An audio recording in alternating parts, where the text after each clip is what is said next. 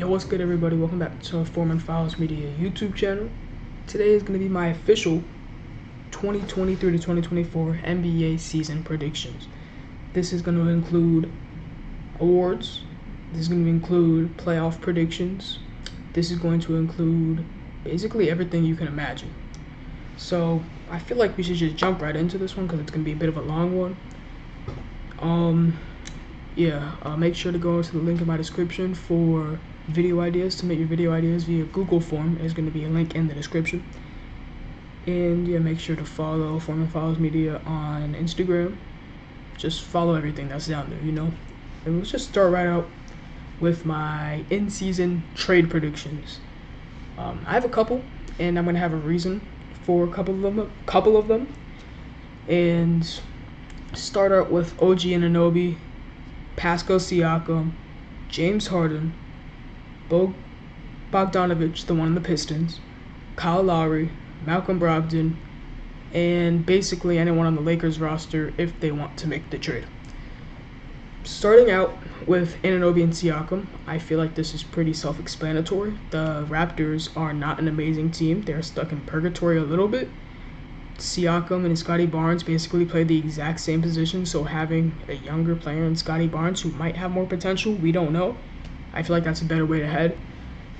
Siakam and Anunoby is on, I think he has 2 more years left on his deal, so getting rid of him right now, you're probably not going to re-sign him if you're going to go with the youthful look with Scottie Barnes. And I already explained Siakam. I think the Raptors will head into more of a rebuild mode during the trade deadline, and because of that, I don't think they'll be making the playoffs.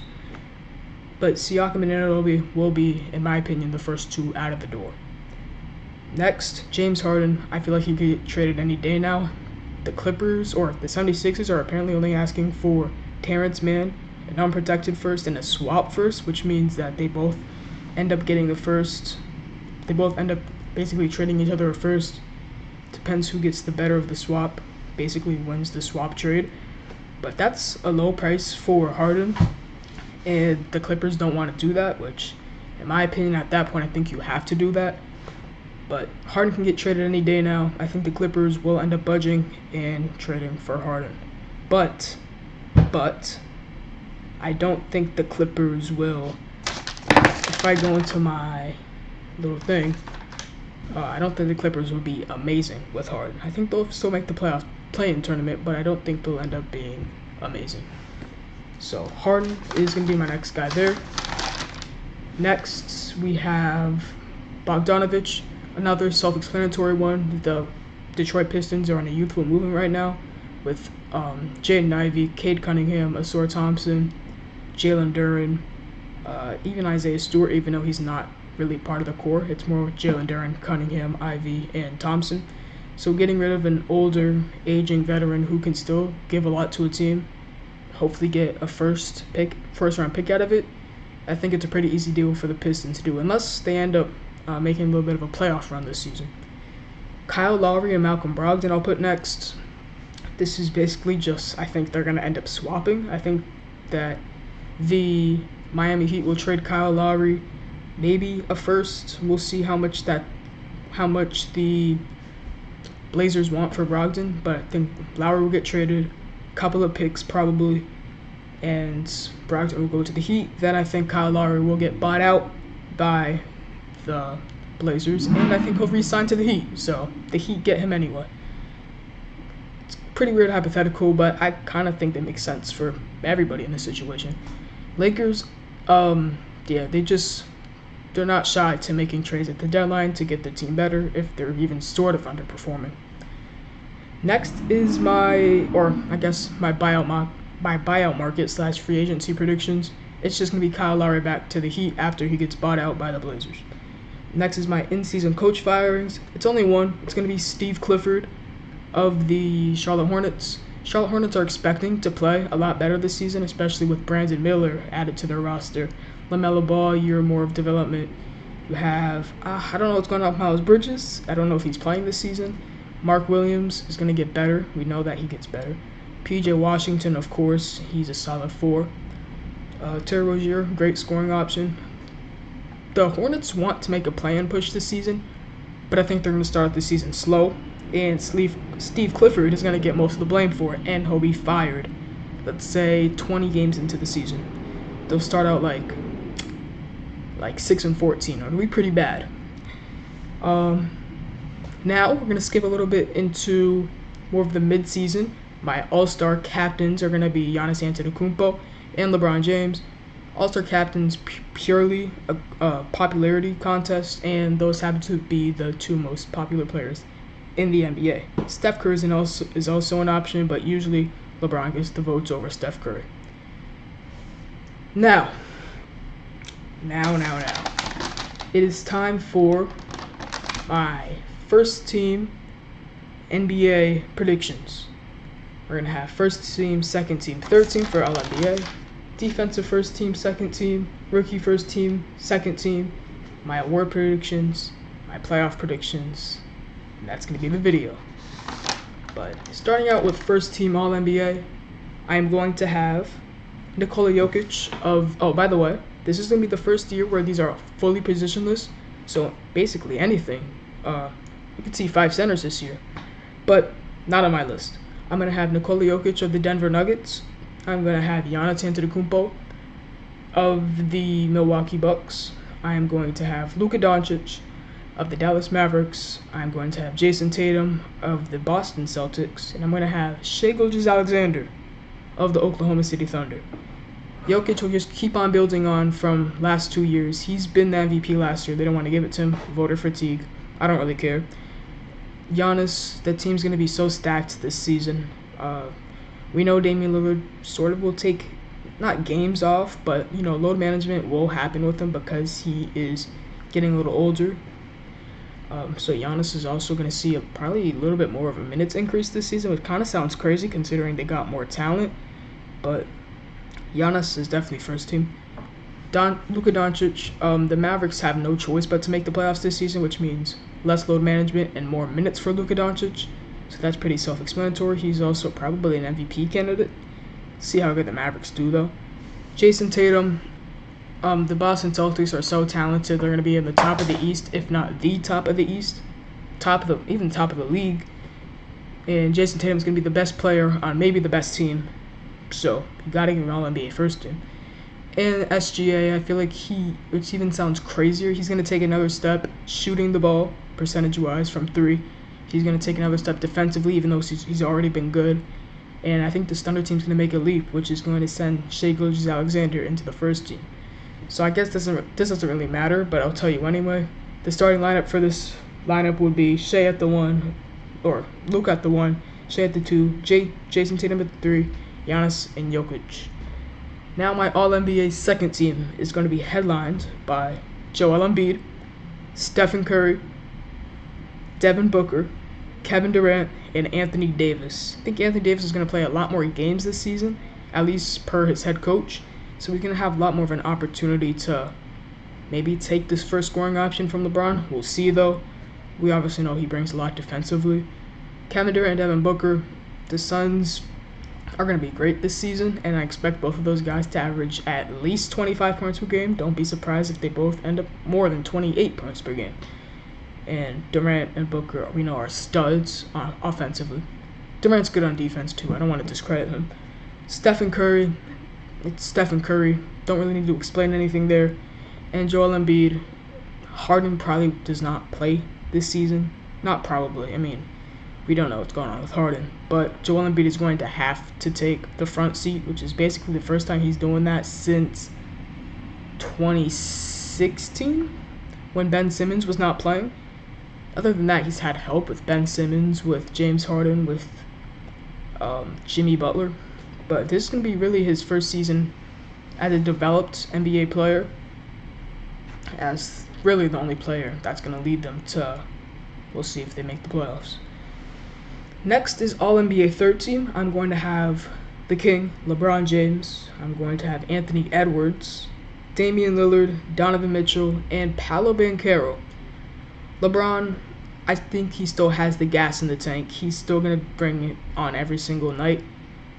He's probably going to miss some games because at this point in LeBron's career, that's what he's going to do.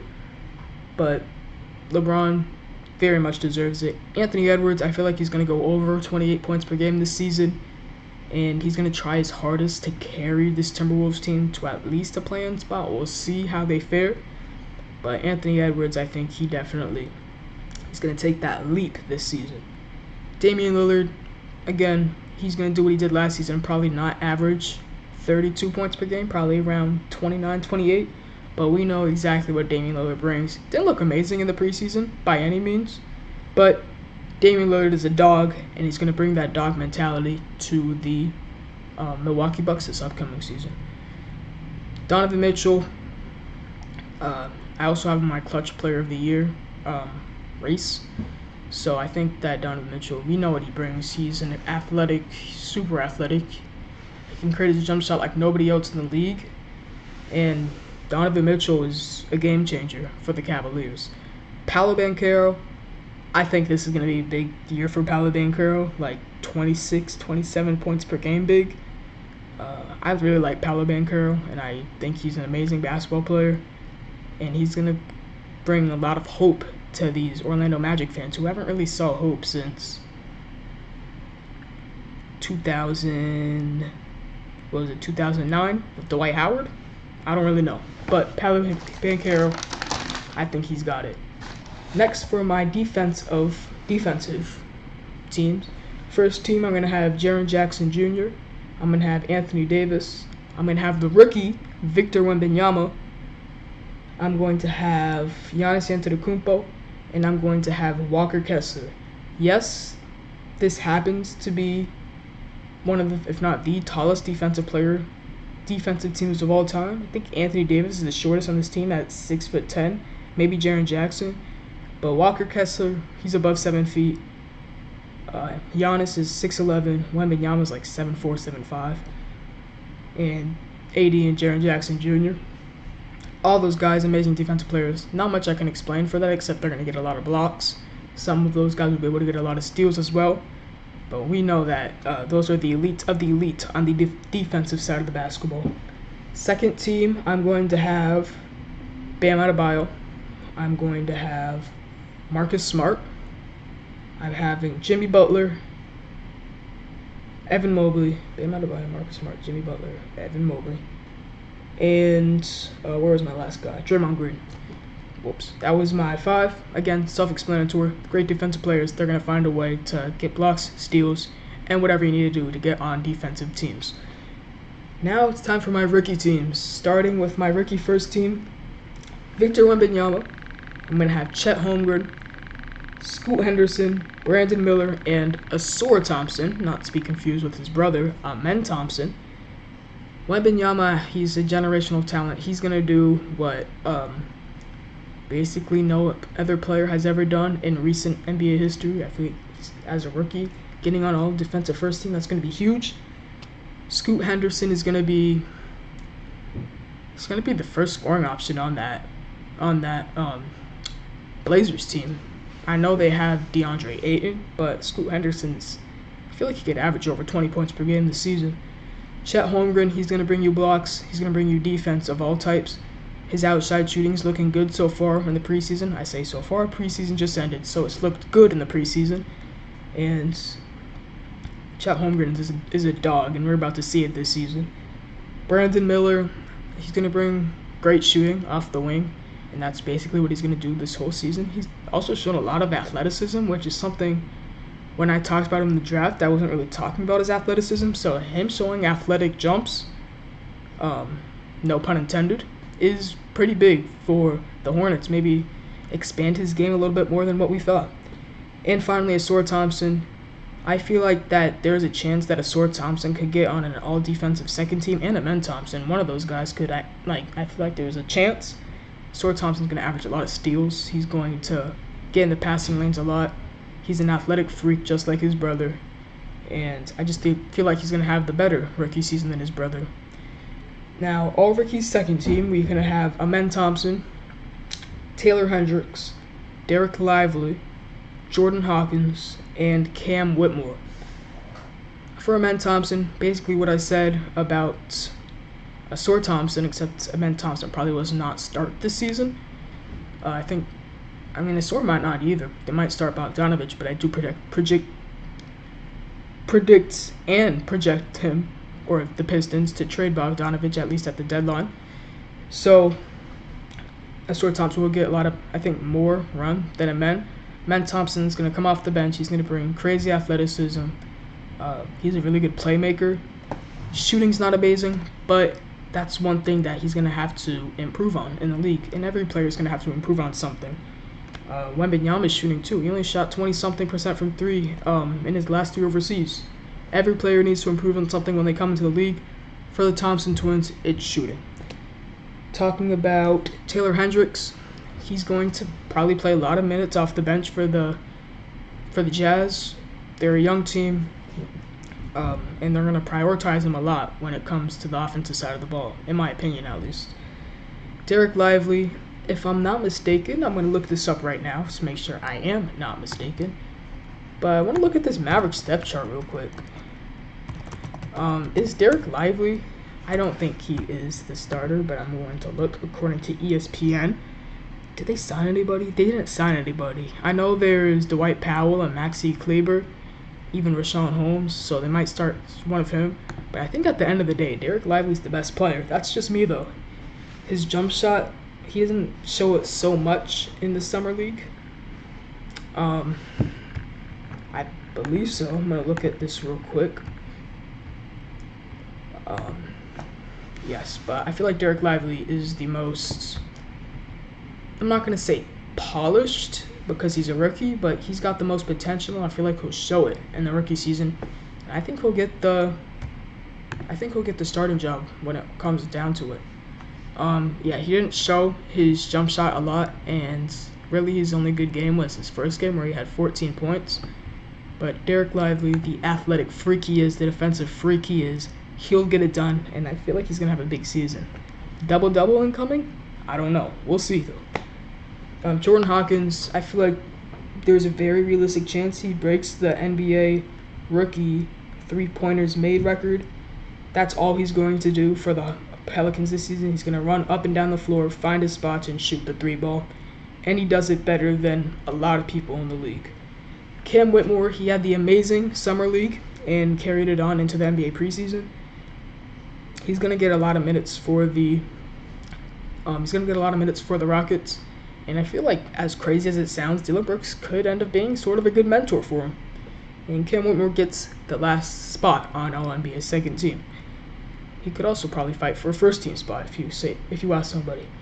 But next, we have the awards, the big awards, the one we've all been waiting for. And I feel like there's no better way to start it than with the MVP. So the 3 players in my MVP, I'm not going to put them in order, just so there's a little bit more suspense. I have Jason Tatum, I have Nikola Jokic, and I have Giannis Antetokounmpo. My MVP is going to be Nikola Jokic. I know it's probably a common pick, and it's not a crazy pick. And my sleeper is probably going to be Shai Gilgeous-Alexander if the Thunder overperform. But Jokic gets it done day in, day out. He's such a professional at his job, even though it looks like he hates it. He's such a professional at his job, and he gets it done. Jokic, while he might not be the best player in the league, I might give it to Giannis. We know what Jokic brings, and I have him as the MVP. My Rookie of the Years, not in order again, Scoot Henderson, Chet Holmgren, and Victor Wembanyama. And the winner is Victor Wembanyama. He's going to be my Rookie of the Year. It's just too generational. I know I keep saying that, but Victor is the real deal. He showed it in preseason. We know how good he's going to be, and he's the number one scoring option he's the number one scoring option on the Spurs. We saw how much he was given the ball in the preseason to just do his thing, and a lot of the times he did it. That Warriors game and that, who did he play when he not make the play? I forgot, but those 2 games really showed me that Victor Wembanyama is the real deal. Chet Holmgren and Scoot Henderson are also really good rookies, and I feel like they take it in a lot of, I'm not going to say any other because that's pretty crazy, but they could take it in a lot of other rookie classes in terms of Rookie of the Year. So, Victor gets my Rookie of the Year. Next, for Defensive Player of the Year, I'm going to have Jaren Jackson Jr., Victor Wembanyama, and Anthony Davis. And my Defensive Player of the Year is Anthony Davis. I feel like this is kind of the year for him. He has all the tools in his arsenal. We know that he is one of the best defensive players in the league, if not the best. He's going to block a lot of shots. I feel like he's going to play a lot more games. And we know Jaren Jackson also, he could have a shot. He's going to be the first option on a pretty good Grizzlies team. Him or Desmond Bane. I'm not going to say first option. They might share it. Desmond Bane is actually probably the first option, so I was going a little overboard on that one. But obviously with Ja Morant being out. But Jaren Jackson's, I think he has a good chance to grow a lot this upcoming season, or at least the first 25 games of the season. Victor Wembanyama, did you see his blocks in the preseason? Why you tell me he can't do that in the regular season as well? He could average over 3 blocks this season, and that's not over-exaggerating. Wemby at 3. Now, my 6th man of the year, I have, not in order, Bobby Portis, I have Malik Monk, and I have Immanuel Quickley. And my winner is Immanuel Quickley of the New York Knicks. I feel like the 6th man this year kind of more boring. I feel like that's kind of weird to say, but, you know, in the past we've had Tyler Hero, we've had the flashy Lou Williams. I guess Immanuel Quickley does bring that to the table as well, but I don't know. This just feels like a weird pick in my opinion. They're all, or at least Quickley and Monk, we know are bucket getters off the bench. Portis is more of a all-around role player, glue guy for the Milwaukee Bucks. And yeah, 6th man of the year just feels really weird to predict that, but might as well. My most improved player, my contestants are Cade Cunningham, Scotty Barnes, and Jordan Poole, and my winner is Jordan Poole. He won it before, and I know that. He won it, what was that, 2 years ago? Let me search it up real quick. Jordan Poole. He won it. Let's see. I feel like it's 2 years ago. I don't think I need to search this up. Did he not win most improved player? Am I tripping? Did he miss? Did he not win it? Oh, maybe I'm tripping because he did not win it. He's saying he got snubbed. Well, I agree. I don't know why I was thinking he won it, but he's gonna get it this year. Jordan Poole might average more than 30 points per game. That's crazy, but we could see a little bit of a James Harden arc for him. I feel pretty stupid saying that he won it before, but it was definitely Ja Morant going into his 2nd season. Next is my clutch player of the year. We have Donovan Mitchell, Desmond Bane, and Jason Tatum, and my winner is Jason Tatum. Jason Tatum he's going to have so many opportunities. This is a stacked Boston Celtics team, and while they might be in some close games, while they might not be in some close games, Jason Tatum just brings so much to, it's the clutch player of the year. I'm going to pick a really good player. Why not? The next award is not going to be awards. I'm going to be doing my NBA standings and my NBA play-in predictions. Starting with the Eastern Conference, I'm going to have the number 1 being not the Bucks. Number 1 being the Celtics. Number 2 being the Bucks. Number 3 is the Cavs. Number 4 is the Heat. Number 5 is the 76ers. Number 6 is the Knicks. Little rhyme right there. Number 7 is the Hawks. Number 8 is the Pacers. Number 9 is the Chicago Bulls. Number 10 is the Magic. So 7 through 10 obviously is the play-in. Now we're going to the lottery teams, and 11 being the Nets. Not sure if they own their picks, so I don't know if that's a lottery team. Number 12 is the Raptors. I remember I told you guys I think they're trading Siakam and Anunoby, so could predict a little bit of a fall off. Number 13 is the Wizards. 14 is the Hornets, and 15, last but least, I guess, is the Detroit Pistons. In the Western Conference, number 1, the Denver Nuggets. Number 2, the Suns. Number 3, the Lakers. Number 4, the Warriors. Number 5, the Kings. Number 6, the Thunder. Number 7, okay, so we're going in the play-in now, is the Mavericks. By the way, I just skipped over the Thunder. Yes, that's very big. I predict the Thunders have a big season. Number 7, Mavericks. Number 8, Grizzlies. Number 9, Pelicans. And number 10, Clippers. Even with James Harden, I know that sounds crazy, and it sounds crazy saying, but I feel like this Clippers team is going to implode this offseason. Crazy saying the Clippers at 10, but I don't know. Number 11, Timberwolves. I know they're out. So much of a talented team. It's crazy, but they're out. Number 12, Jazz. 13, Rockets. 14, Spurs. And last and least, Blazers at 15. Those are my standings, and I don't really feel so confident about them, I'm going to be honest. Clippers at 10, I feel like is very, very, very low, and I might look like an idiot by the end of it, but I feel like there's just so many more complete teams. Like, the Pelicans are a complete team. The Grizzlies are a complete team. The Mavericks, maybe not. I could see the Mavericks out of the play-in tournament, to be honest. The Thunder are a complete team. Kings, complete. Warriors, complete. Lakers, Suns, Nuggets, complete. Then we get to the Clippers, not so complete. We don't even know if they get James Harden. So, bold take, but I had the Clippers at 10. Still in the play-in tournament, so you never know. And now it's time for the play-in tournament, where I'm going to have the first game is going to be the Grizzlies at the Dallas Mavericks. I'm going to have the Grizzlies take that one. Upset, 8 versus 7. Ja Morant with a big game there. My next prediction is going to be the Pacers at the Hawks, and I'm going to have the Hawks take that one. They're just the better team. Now we have the 9 and 10 games. First in the Western Conference, we have the Clippers at the Pelicans.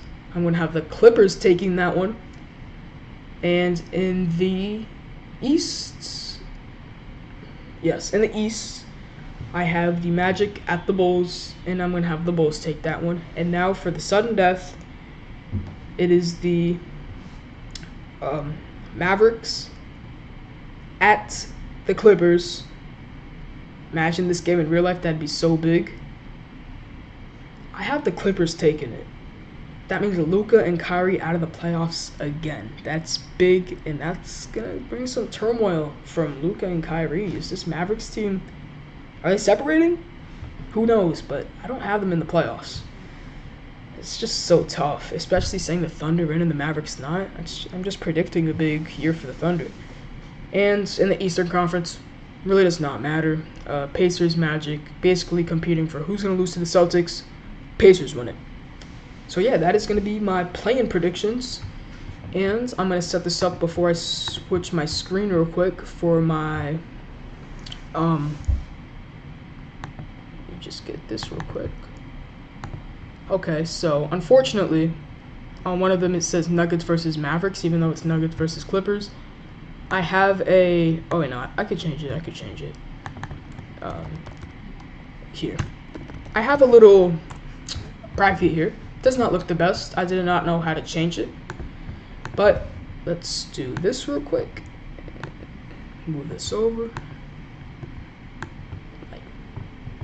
Like this. This is a lot harder than I thought it was going to be. And is this good? Can I do it like this? Here. Is this good? This is a little too big. Sorry, this is taking a little bit. But here, this is going to be good. Now, playoff time. The seeding is obviously very, very... Oh my gosh, I have a lot of tabs. But the seeding is obviously very messed up. The Heat are not the 9 seed and the 76ers are not the 8 seed. But ignore the seeding. We're not caring about the seeding. We're caring about these games. And first off, in the Eastern Conference, we're going to have the 1 versus 8 Celtics at the Pacers. Let's get this done very, very quickly. 4-0. Celtics take it. I feel like that's an easy one. Next is going to be the 4 versus 5 seed. We have the Heat at the 76ers. I'm predicting the 76ers to not have James Harden, so take that into account. And I'm going to have the Heat win it 4-2. I know I'm breezing through these a little bit, but again, I said this was going to be a longer video. Celtics was easy. Heat, I just don't think Embiid and Maxey is going to be good enough to take down the whole Heat organization, which I know I just said Embiid and Maxey, but that's really all they have. I mean, I don't know. Heat in 6 though. Next is going to be my 3-6 matchup. We have the Cavs and the Knicks. Cavs being 3, Knicks being 6. You know, in real life, the Knicks beat the Cavs. In here, I'm going to be taking Cavs in 6. They advance to the second round. Finally, my 2-7 matchup. Bucks Hawks 4-1. Bucks take it. So there is the second round for you. And now we're going to go into the Western Conference. Starting with the 1 seed Nuggets at the 8 seed Clippers. I'm having everybody healthy for the Clippers. I know that big 3 is not looking good considering they're the 8 seed. And I'm going to have the Nuggets win this one in 6. Kind of easy work considering you have Harden, Leonard, and Paul George. Nuggets are just that team. I don't know what to say. Next, we have the 4 seed Warriors at the 5 seed Kings. Just ignore those seeds that it says they are. That's not it. I'll have the Warriors take this one again. Another classic. Warriors in 7. Last year it was a classic. This year it is also a classic. Next, we have Lakers at the Thunder. This one is going to be pure experience. I have the Lakers taking this one in 6, 4-1. Thunder just have no playoff experience, and the Lakers are built off of playoff experience. Lakers in 5. Next is 2 seed Suns at 7 seed Grizzlies. Grizzlies have Ja Morant back, by the way. I'm still going to take Suns in 7. That's got to be a really good series in real life. Kind of excited for the NBA season this year. It's going to be very fun. Next is the 1 seed Celtics at the 5 seed Heat. No, the 4 seed Heat. I'm going to make sure did I just pick all 4 seeds or all top seeds? I did. I'm making a change. I know it sounds crazy that I'm just doing this, but I'm making a change. Is this crazy? Is this crazy? I don't think this is crazy. Kings advance to the second. No, I can't do it. Warriors take it. I'm making a change. I don't know what to do yet, but I'm going to make a change. I can't make a change, though, but it's not going to be like this. The top seed is not going to win every matchup. I don't care. I'm doing it. I don't know. That's bad, I feel like, but I don't care. Celtics Heat. If the Celtics blow this one, this would be bad. But I'm going to have the Celtics taking this one 4-2. Celtics in 6. Cavs, Bucks. I'm going to be honest. This is going to sound bad, but Bucks in 5. They make very quick work of the Cleveland Cavaliers. Now we're down into the Western Conference. Again, fairly quick work. Nuggets in 5. This Nuggets team's so good. On the other side, we have 3 seed Lakers versus the 2 seed Suns. Upset alert, 3/2. I'll have the Lakers taking this one 4-3. That's pretty crazy, but that's just the way it is. Now we have the conference finals matchup. We have the Celtics, the Bucks, 1 seed Celtics, 2 seed Bucks versus the 1 seed Nuggets versus 3 seed Lakers. I know that Lakers-Suns one is probably pretty big upset to some of you, but this Lakers team is just so well built, and I feel like they're going to be able to survive a lot in these playoffs. But Celtics-Bucks, I'm saying Bucks in 7. The 2 seed advances to the finals. I know that Celtics team is so stacked with Tatum, Brown, Porzingis, and Jrue Holiday, but I'm taking Bucks. I don't know. This Bucks team is, I don't know. The NBA is going to be so amazing this year. I don't know. Next, Nuggets, Lakers. Nuggets are taking it. Nuggets are taking it again, 4-2. I mean, I damn near want to say 4-1, but 4-2 is going to be what I go with. And now, my NBA Finals prediction. The Milwaukee Bucks at the Denver Nuggets. I have the Nuggets going back. Ugh, that hasn't happened in a little bit, huh? But they just get it done. You know, the Nuggets are that team.